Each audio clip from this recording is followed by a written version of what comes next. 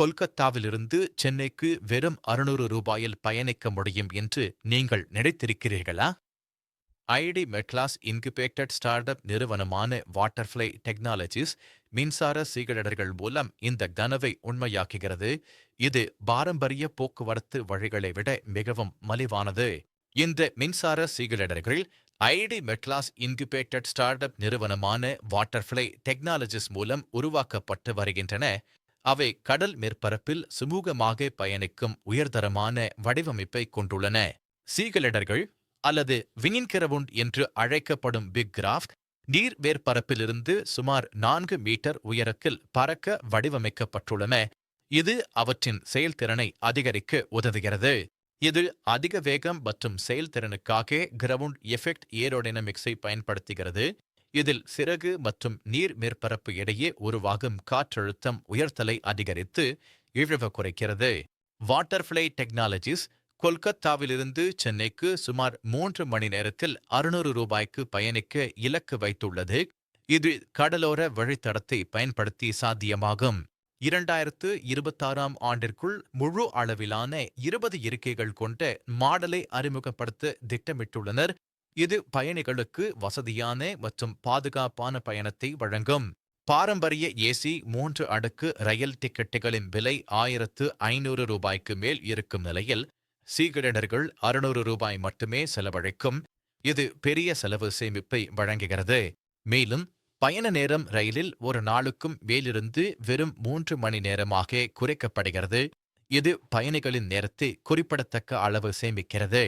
சீகலிடர்கள் ரயில்கள், பேருந்துகள் மற்றும் விமானங்களுக்கு ஒரு குறைந்த செலவிலான, வேகமான மற்றும் சுற்றுச்சூழலுக்கு உகந்த மாற்றாக முன்வைக்கப்படுகின்றன.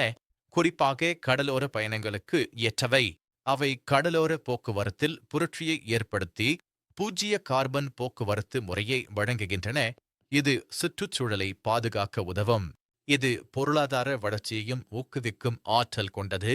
ஏனெனில் விரைவான போக்குவரத்து வர்த்தகத்தையும் சுற்றுலாவையும் அதிகரிக்கும். முக்கிய நன்மைகளில் மணிக்கு 500 கிலோமீட்டர் வரை வேகம், குறைந்த இயக்க செலவுகள், பூஜ்ஜிய உமிழ்வுகள் மற்றும் சுற்றுச்சூழல் நட்பு ஆகியவை அடங்கும். மேலும் தற்போதுள்ள கப்பல் துறை உள்கட்டமைப்பை பயன்படுத்தும் திறன் ஒரு பெரிய பிளஸ் பாயிண்ட். இது புதிய முதலீடுகளை தவிர்க்க உதவுகிறது.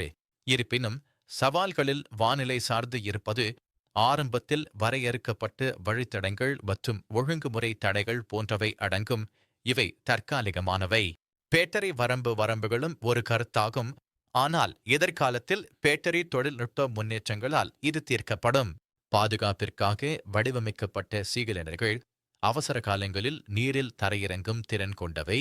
இது பயணிகளுக்கு கூடுதல் பாதுகாப்பை வழங்குகிறது. 2029ஆம் ஆண்டிற்குள் சர்வதேச வழித்தடங்களுக்கான எதிர்கால திட்டங்களும் உள்ளன. இது உலகளாவிய இணைப்பை விரிவுபடுத்தும். இந்திய ரயில்வே இதேபோன்ற திட்டங்களுக்கு நிதியளிப்பதன் மூலம் அரசு ஆதரவும் சாத்தியமாகும்.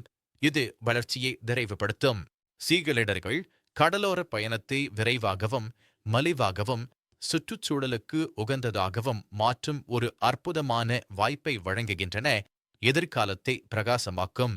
இந்த புதிய போக்குவரத்து முறை இந்திய கடலோர பயண நிலப்பரப்பை எவ்வாறு மாற்றும் என்பதை பார்க்க ஆவலுடன் காத்திருக்கிறோம். இது புதிய யுகத்தை தொடங்கும்.